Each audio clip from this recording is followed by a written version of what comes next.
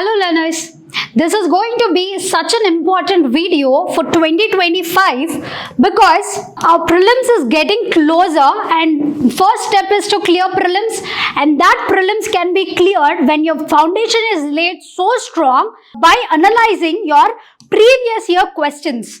Based on that, if you understand the themes which are being asked, based on that, if your preparation is being aligned, that is when you will excel in scoring higher marks or at least to reach the cutoff in preliminary exam. So we'll try to analyze the 10-year papers from 2015 to 2024. We'll see which kind of themes are being asked, and based on that, we will lay our preparation. And in this video, particularly, we will deal with history, and especially that is going to be ancient history.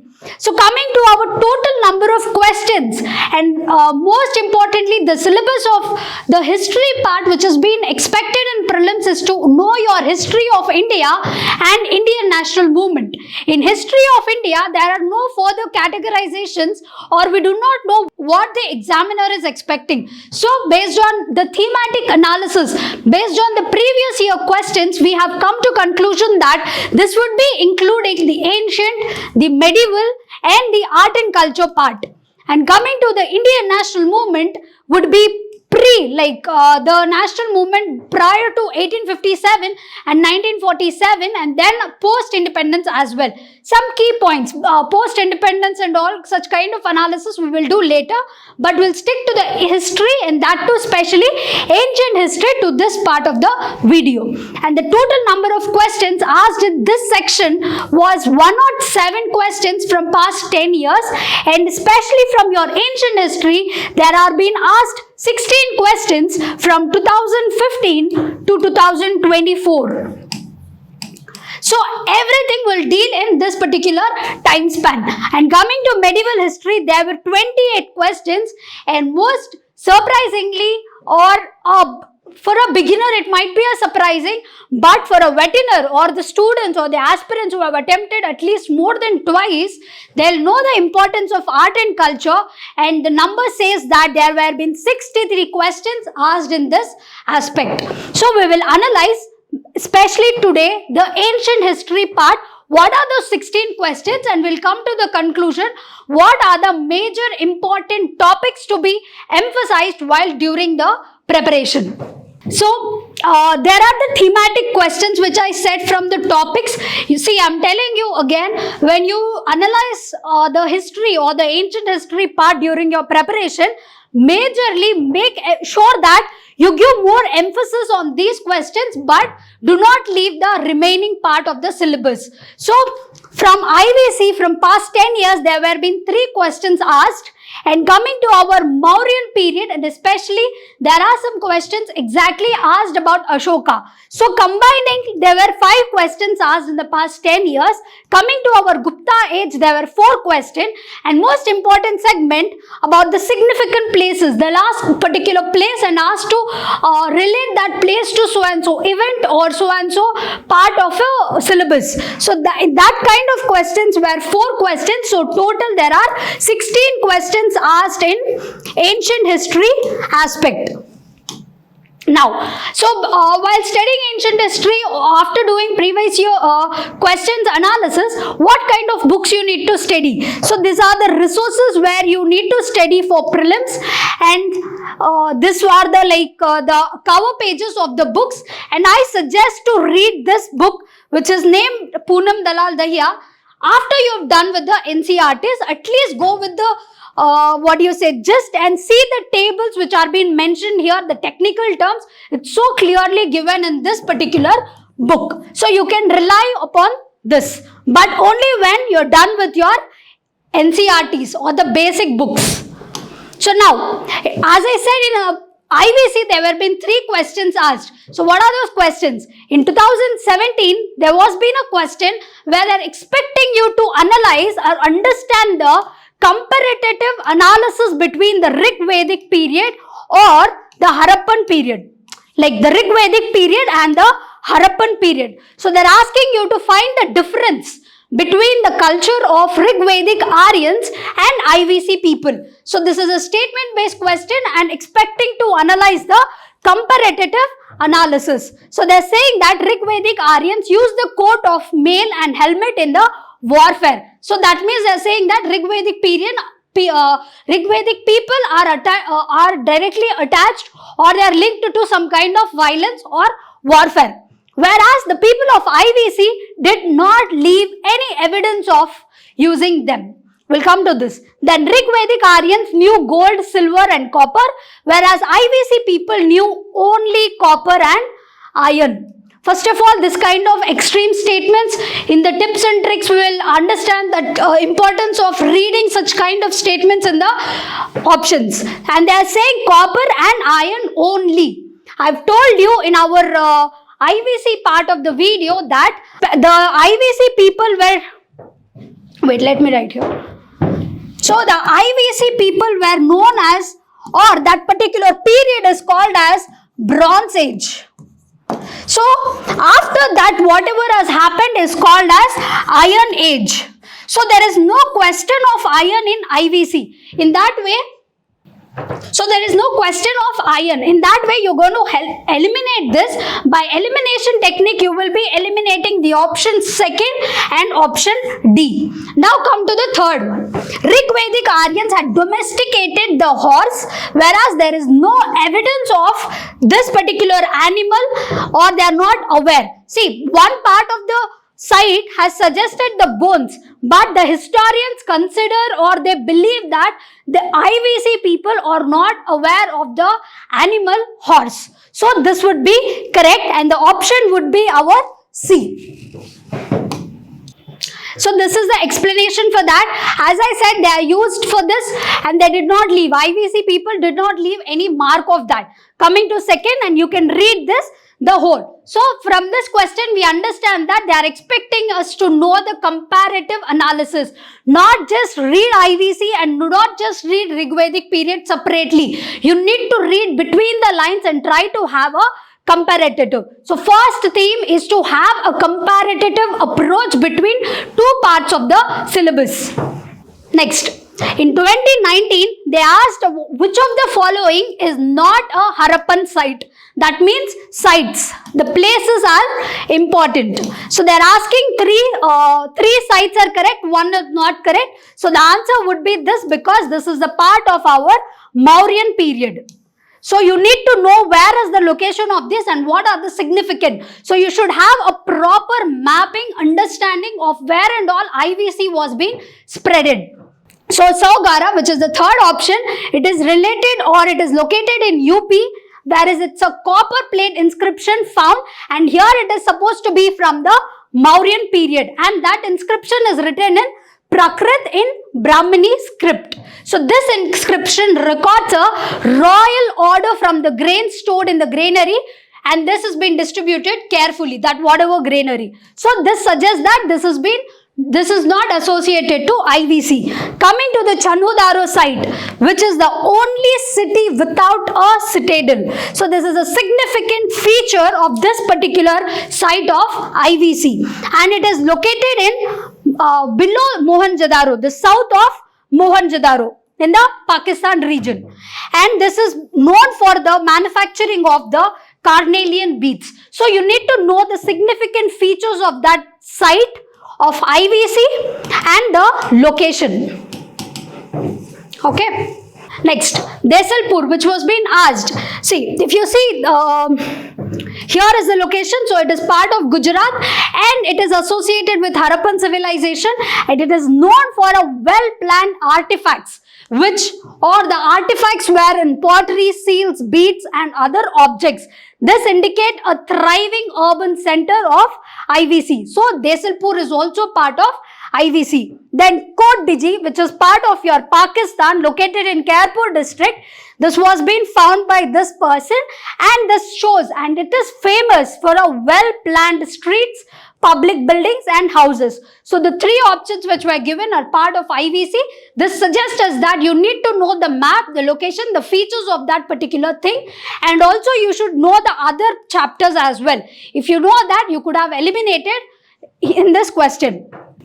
Next, in 2021, the last question which was been asked regarding IVC was, which of the following is part of a well-managed water harvesting or the drainage system? So, if you know the locations, as I said, not just the location but the significant features you need to be knowing. So, for this particular option, Dholavira would be the answer.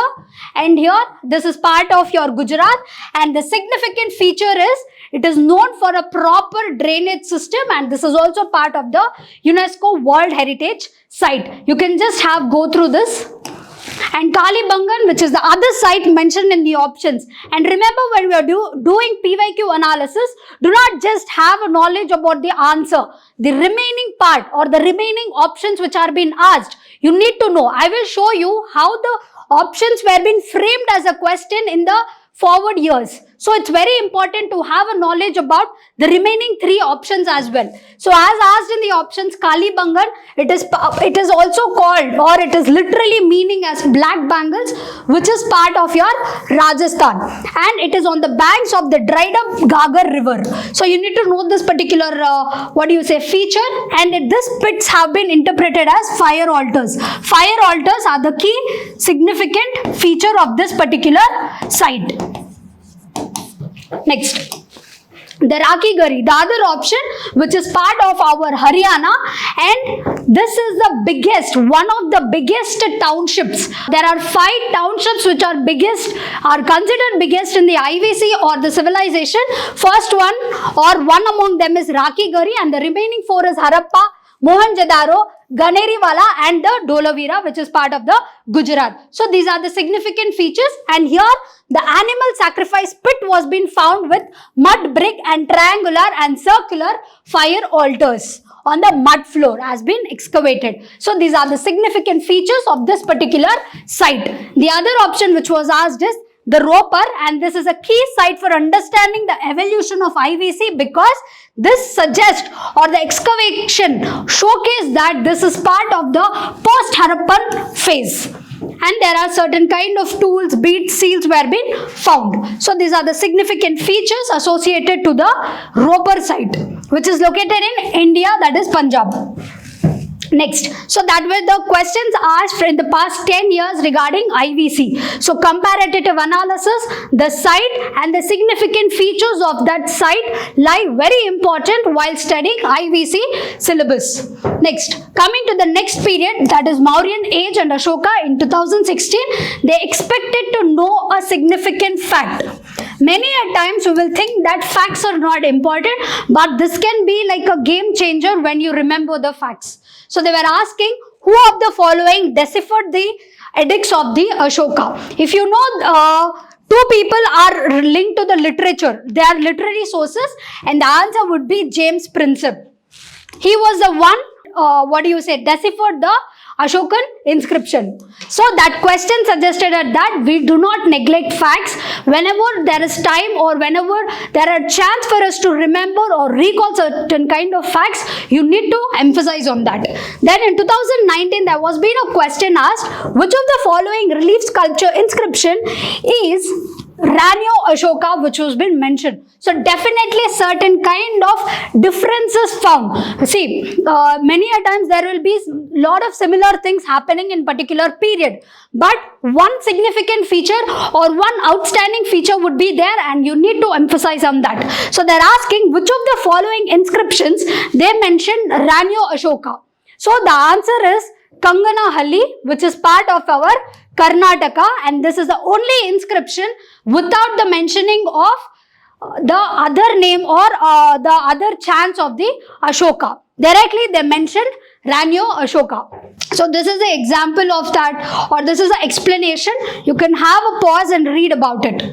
Then next, in 2020 they asked that certain sect or certain lines were being associated to which of the following rulers. So you need to know what kind of approach or the religious approach or the political approach of a particular king. Definitely, since we are doing analysis of Mauryan Empire, the answer would be Ashoka, and we know that he is associated to a tolerant king and the tolerant towards religion.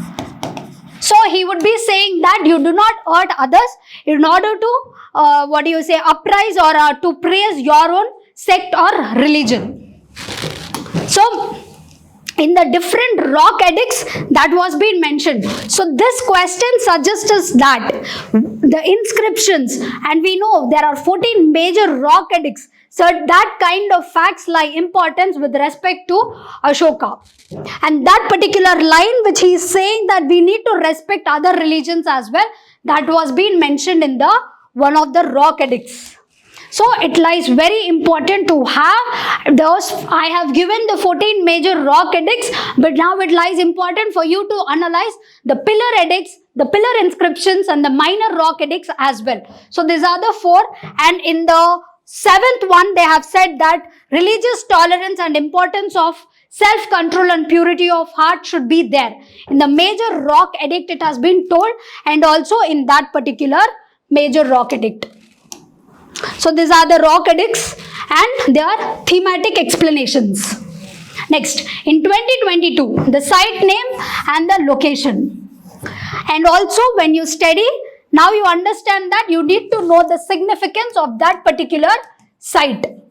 So they are asking Dholi is related to Odisha, then Eragudi is asking if it is related to AP, Jogada to your Madhya Pradesh, and Kalsi to your Karnataka. Now we'll see the mappings.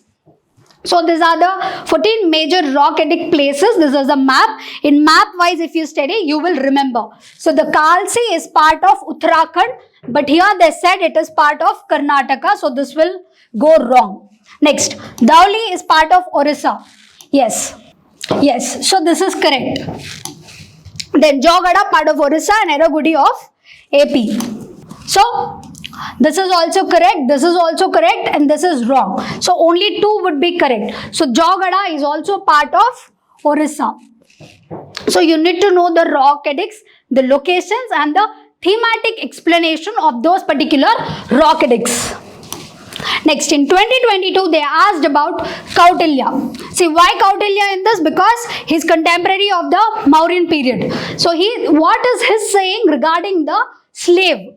Or what is he saying regarding the laborer or slave? He's saying that a person could be slave as a result of judicial punishment. Yes, he can be a slave by birth, by judicial punishment, or by acquiescing, or when war is raised and you bring certain people of that particular region, then he or she can be considered slave.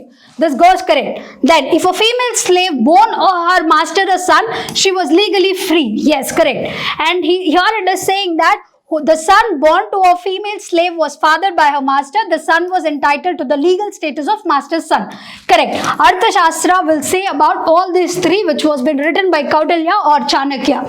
See, here it is said that enslavement was often regarding your birth, your debt, your punishment for crimes, and also for war capture. And according to Arthashastra or according to Kautilya, there are 9 types of slaves which you need to know. There can be questions, and also the technical terms of those names, like Griha Dasa means born to the slave parents, Karya Dasa, Dana Dasa, then Daya Dasa, Adhikrita Dasa, Ardha Dasa, Swayam Dasa, and there is Dhanprada Dasa and Bhakta Dasa. These 9 types of slaves which are being given by Kautilya lie important for us to understand. Next. Now that was the questions which were asked regarding Ashoka or the Mauryan period. So by that we understood that the inscriptions or the major rock edicts lie important, and their significant features lie important, and also the contemporaries and the themes or that particular king. What are the beliefs of that particular king, and especially regarding the religion lie important. So coming to Guptan period, there are total of 4 questions. In 2019, they asked again, what is forced labor, or the Vishti as a word? It's a technical term used for forced labor during Guptan period, and which of the following is correct? So it is considered as a source of income for the state, sort of tax paid by the people. Yes, it was totally absent in Madhya Pradesh and Katawar. See, totally absent. Even if one part of that region had forced forced labor, the whole statement goes wrong. So such kind of extreme statements lie important to be analyzed. The forced labor were entitled for weekly wages. Do you think the forced labor a negative term and weekly wages a positive term will go line to line, and that too during Guptan period? Wrong. Then the eldest son of the labor was sent as the forced laborer. No, anyone can be sent. So even this lies wrong. Option 1 would be correct. So see, Vishti, which is referred as the forced labor or the unpaid labor. So there is no question of wages, not just weekly but any time as well. This was a form of labor where individuals were typically peasants or the low classes were required to do the free service to the states, and that is considered as an income by the state. See, source of income. So we need to know the important and most important significant is in Madhya Pradesh and Kathiawar, there are a lot of inscriptions mentioned about this particular aspect. So they were practicing in that particular region. That is why the option was wrong. Next, in 2020, they given this 3 particular, ancient Indian references. They are linked to what? So, they are asking if they are capitals of powerful kingdom. You would have definitely know if they were capitals.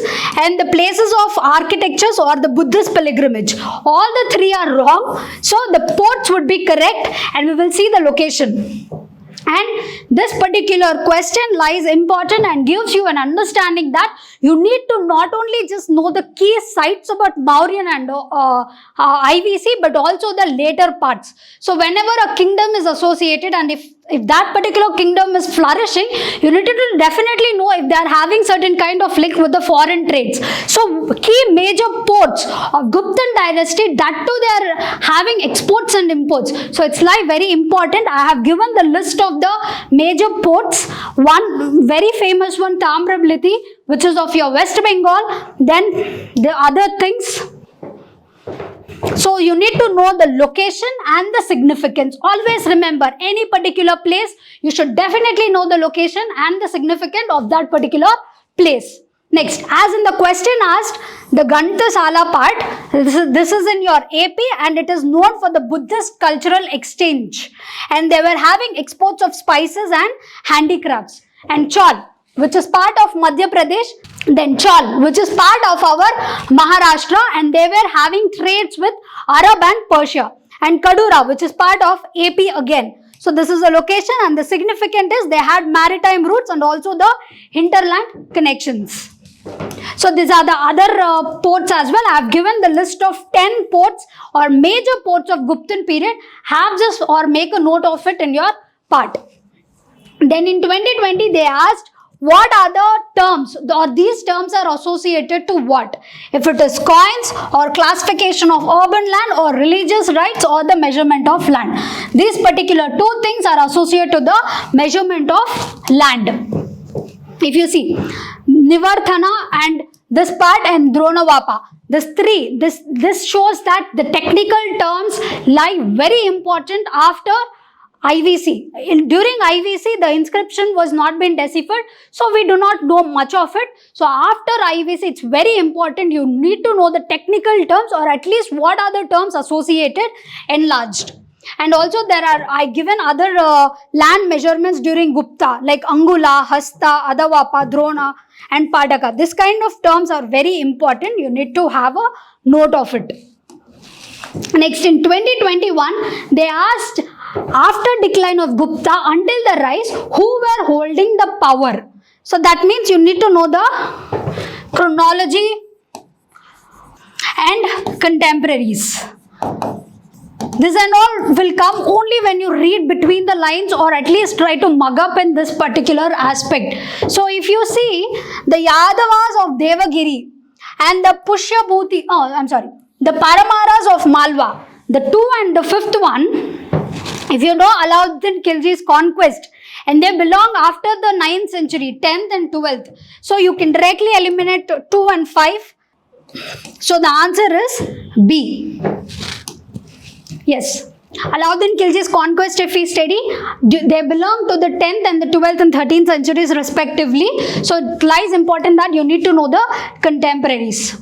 Then, this was about the IVC, the Mauryan and the Guptans. And apart from that, they asked about the significant places and the features. Now, they have given our three historical places and if they are related to that. So, this is the location. The first one, Burza home, been very well.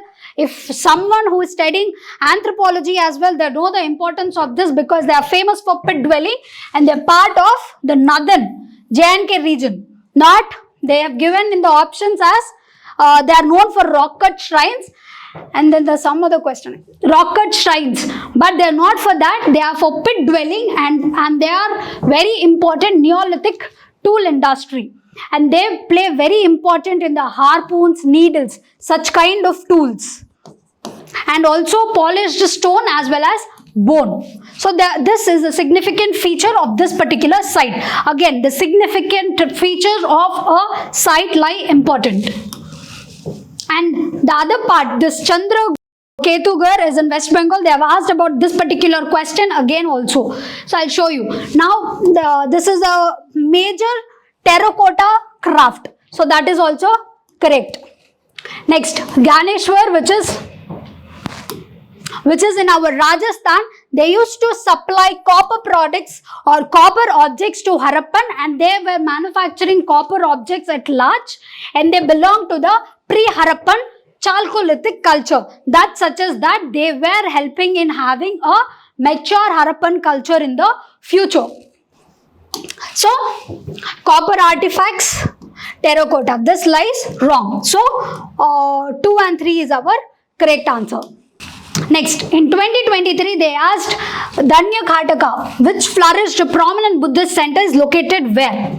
So, if you know the other name of, I'll show you. See, Amravati and Dharani Kota, they were part of the ancient Danya Kotaka. So, you need to know if there is another name of a particular place. And they were important and they were the capitals of later Satavahanas, and it's a major important Buddhist site. Where very, so in this particular region, they became very important strongholds of the Mahayana Buddhism, and to the north they were Sthavirvadins. So this is a very important site, and you need to understand that site has a significant other names, or in the previous ancient times, whatever it is called, you need to know the alternative names.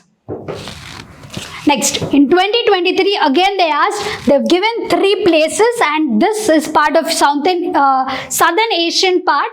So they are what? Again, they are the part of your ports. I have given explanation, and these particular things are mentioned in Sangam literature. See, Kaveri Poopatinam, this is also called as this. So, it is this particular option is suggesting us that we need to know again the alternative names, and they were part of our Chola ports. Next, Korkai, which was been asked, part of our Pandya port, and Muchiri and Tondi, they are part of Cheri kingdoms. Ports and the other names of that particular site. Next, again, see, the archaeological site, what is the location and what is the significance. If you see, Chandra Ketugarh was being asked previously as an option. So, they again asked in 2024. That means you need to analyze the options very well. Do not just study the answer, study the other part of the options as well. So, they are asking if it is located in which of the locations and what is the description. So, Chandra Ketugarh, I said it is part of the West Bengal, and they were known for the terracotta art. They are not for the trading port. So, this is wrong. So, you can eliminate this and this. Next, Inamgol, it's a Chalcolithic site located in Maharashtra. Correct? So, this is the answer. You need not to study. The only left one is here and the second one is over here. Then you can directly tick. Next, the other site which was been asked, Mangadu, it's in Kerala, and it's a prehistoric site where megaliths were found. It's a very important, and these megaliths are found everywhere. But in this particular site, they are found in large numbers. Then it is Salihundam, which is of Andhra Pradesh, and there was no rock cut shrines found. Here they were found of the 3 stages of Buddhism. It's a key feature of this particular site. So you need to remember this. So this is how you analyze, and by this analysis you have understood that there are most important site-based questions and the description about it, and even the contemporaries, and at few times the facts. So this is how you analyze, and you need to analyze definitely before starting the preparation or before writing your test series for prelims 2025. We'll see another subject, or next part we will deal with the medieval history analysis in the next video. Thank you.